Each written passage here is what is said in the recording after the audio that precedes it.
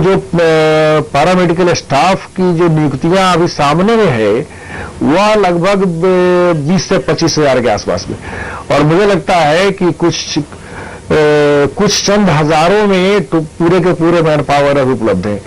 तो एक बहुत व्यापक खाली जगह है जिसमें ऐसे लोगों की डिमांड है और निभाना चाहिए। तो रोजगार और के साथ साथ एक बड़ा काम ये करते हैं पीड़ित मानवता का सेवा, जैसे मैंने पहले कहा जी। और जो मैं आपके इस माध्यम से एक चर्चा पुनर्वास विज्ञान के क्षेत्र के बारे में करना चाहूंगा, रिहेबिलिटेशन साइंस के बारे में, जिसमें फिजियोथेरापी का जिक्र मैंने किया था, ऑक्यूपेशनल थेरापी का जिक्र किया था, मैंने प्रोस्थेटिक ऑर्थोटिक इंजीनियरिंग की बात की थी, जिसमें आर्टिफिशियल लिंग बनाने की, कृत्रिम अंग बनाने की जो इंजीनियरिंग है उसकी चर्चा की थी। जो लोग, जो बच्चे गूंगे बहरे होते हैं, जो बोल सुन नहीं सकते, जो हकलाते तुतलाते हैं, ऐसे बच्चों के लिए, ऐसे लोगों के लिए जो एक्सपर्टाइज डेवलप हुई है, विकसित हुई है विशेषज्ञता, जिसको हम audiology and speech language pathology कहते हैं, इसे आम फॉर्म में स्पीच थेरापी भी कहा जाता है। तो ये जो पाठ्यक्रम आया है, ये सब इतनी मांग है इसकी जी, क्योंकि अब पहले तो ये समझा जाता था, बल्कि आज भी बहुत लोग जानकारी के अभाव में मानते हैं कि जो गूंगा है, जो बहरा है, वो कभी सुन नहीं सकेगा, गूंगा कभी बोल नहीं सकेगा, हकलाने तुतलाने की ऐसी बीमारी है जो कभी ठीक नहीं हो सकती जी।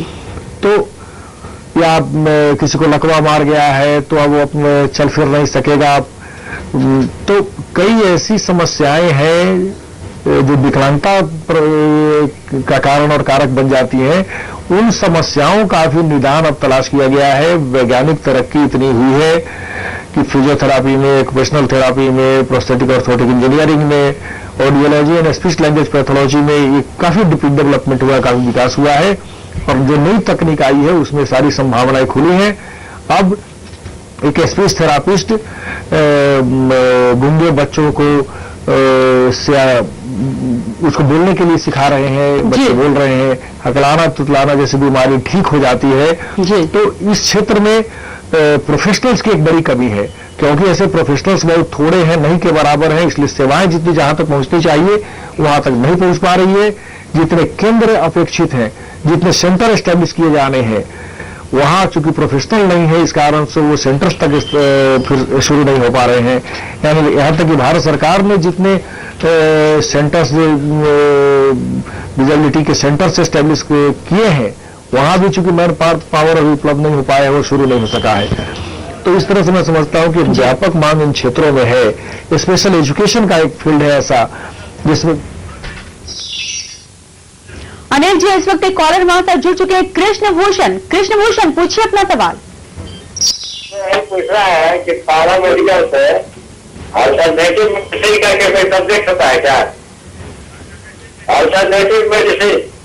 अनिल जी, इनका सवाल है कि पारा मेडिकल में अल्टरनेटिव करके कुछ कोर्स होता है या सब्जेक्ट होता है? अल्टरनेटिव मेडिसिन नहीं, अल्टरनेटिव मेडिसिन जैसे मैंने पहले बताया था योगा थेरापी के सिलसिले में जी बोलिए अनिल जी, बोलिए। अल्टरनेटिव मेडिसिन के संदर्भ में जो प्रश्न, अल्टरनेटिव मेडिसिन एक अलग सिस्टम है वो मेडिकल साइंस का, या अपने ट्रीटमेंट का कह सकते हैं, हेल्थ सर्विसेज का, उसका इससे कोई रिश्ता नाता नहीं है। इसको हम अल्टरनेटिव मेडिसिन नहीं कहते हैं जी। ये तो बाकायदा साइंटिफिक सिस्टम है, ट्रीटमेंट का भी और हेल्थ सर्विसेज में सपोर्टिंग का भी। एक सपोर्टिंग मैन पावर, एक सपोर्टिंग इंफ्रास्ट्रक्चर देने के लिए, उपलब्ध कराने के लिए, ये तो मेडिकल साइंस का, लेटेस्ट मेडिकल साइंस का ये एडिशन है। ये उससे जुड़ी हुई चीज है। ये अल्टरनेटिव मेडिसिन नहीं है। अल्टरनेटिव मेडिसिन में आप योगा को कह सकते हैं, नेचुरोपैथी को कह सकते हैं, आप दूसरी जो पद्धतियां हैं उसको हम अल्टरनेटिव पद्धति कहते हैं। ये पैरामेडिकल का क्षेत्र या रिहेबिलिटेशन का क्षेत्र अल्टरनेटिव मेडिसिन में नहीं आता, बल्कि ये स्वतंत्र क्षेत्र है नए मेडिकल साइंस का। जो ये आपका मॉडर्न मेडिकल साइंस है, इंग्लिश मेडिसिन या इंग्लिश सिस्टम ऑफ ट्रीटमेंट, उसी का एक ये हिस्सा है। ये अलग बात है कि फिजियोथेरापी का जो सिस्टम है, फिजियोथेरापी के माध्यम से जो इलाज दिया जाता है, ट्रीटमेंट किया जाता है, उसमें मेडिसिन का उपयोग नहीं होता। लेकिन वो अल्टरनेटिव मेडिसिन इसको नहीं कहते हैं। जी। और इस वक्त एक कॉलर हमारे साथ जुड़ चुके हैं, सुनील। सुनील, कहिए क्या सवाल है आपका? हेलो। जी जी, आप अपना सवाल बताएं। हाँ, मेरा सवाल है कि पारा मेडिकल के अंतर्गत जो ऑप्थेल्मिक असिस्टेंट का कोर्स आते हैं, उनका क्वालिफिकेशन क्या होना चाहिए और उससे किस तरह की तैयारी कराई जाती है और क्या बताया जाता है उनसे?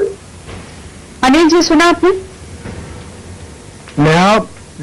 मैं पूरी तरह से नहीं, लेकिन शायद ऑप्थाल्मिक असिस्टेंट के बारे में कुछ क्या पूछ रहे हैं। जी जी, बिल्कुल। ऑप्थाल्मिक असिस्टेंट का, जी हाँ,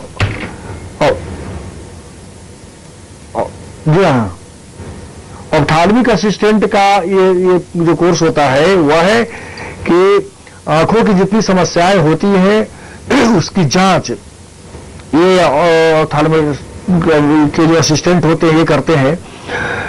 आपको मालूम है कि वो आई सर्जन जितने होते हैं आई से संबंधित सर्जरी वगैरह करते हैं, लेकिन उनको प्रारंभिक सहयोग देने के लिए, आंखों की सभी तरह की जांच के लिए, उसमें कोई समस्या है तो उसका निदान निकालते हैं, बताते हैं, जिससे आंखों के चश्मे का पावर कितना है, नहीं है। तो ये इन सब की जानकारी देने के लिए एक बहुत ही अच्छा कोर्स है। और इसमें तो अब एक नए डिग्री स्तर के भी पाठ्यक्रम आए हैं। बैचलर ऑफ ऑप्थाल्मोलॉजी इस नाम से एक नया पाठ्यक्रम आया है जो डिग्री स्तर का है, जो बहुत हद तक वो आई सर्जन के बहुत करीब ला देता है इस तरह के टेक्नीशियंस को। और ये सेपरेट आंखों की जांच की प्रैक्टिस भी कर सकते हैं। ये सर्जरी नहीं कर सकते, लेकिन आंखों से संबंधित जितनी समस्याएं होती है उन समस्याओं की जांच करना और चश्मा किस नंबर का चाहिए, चश्मा उपलब्ध कराना, ये सब ये करते हैं। तो मैं समझता हूं कि इनका सवाल बहुत ही अच्छा है और इस क्षेत्र में भी बहुत व्यापक संभावनाएं हैं। लोगों की संख्या बहुत थोड़ी है और इसमें भी नामांकन की न्यूनतम योग्यता इंटरमीडिएट विज्ञान से है और कई इंस्टीट्यूशन अब नए शुरू हुए हैं, जिसमें एक तो हमारा इंस्टीट्यूशन भी है, Indian institute of health education and research जो बेउर पटना में है, वहां ये पाठ्यक्रम संचालित होते हैं। तो मुझे लगता है कि ये सारे क्षेत्र ऐसे हैं जिनके बारे में न्यू कमर्स को, नौजवानों को और खास तौर से लड़कियों को मैंने महसूस किया है कि लड़कियों के लिए इस क्षेत्र में बहुत ज्यादा संभावनाएं हैं। जी अनिल जी, इस वक्त एक कॉलर हमारे साथ जुड़ चुके हैं, कमल जुड़ चुके हमारे साथ। कमल, पूछिए अपना सवाल।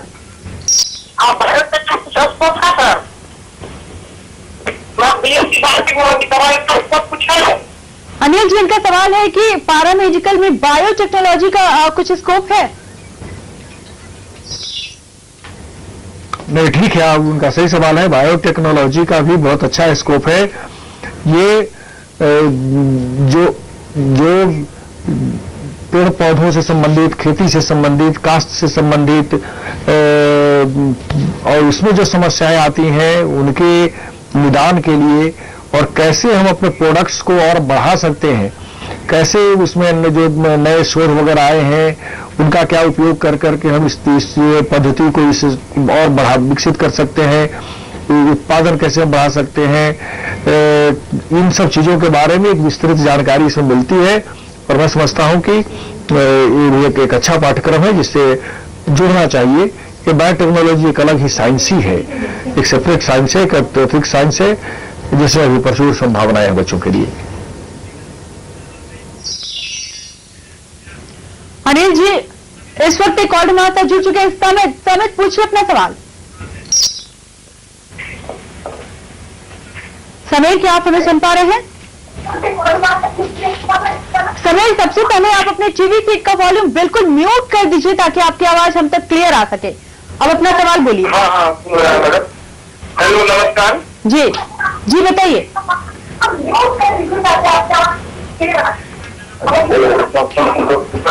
हेलो, सवाल पूछिए अपना।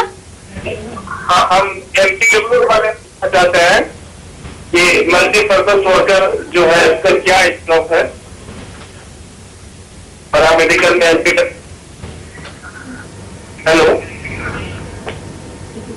हेलो, बताइए नेहा जी, क्या पूछा उन्होंने? अनिल जी, इनका सवाल हमारे तक भी संभवतः क्लियर नहीं है, तो हम आपसे जानना चाहेंगे कि निजी और सरकारी पैरामेडिकल संस्थान में क्या अंतर है?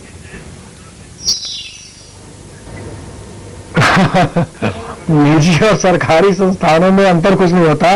निजी और सरकारी संस्थानों में इतना ही अंतर है कि एक संस्था सरकार चलाती है, दूसरा कोई एनजीओ चलाता है।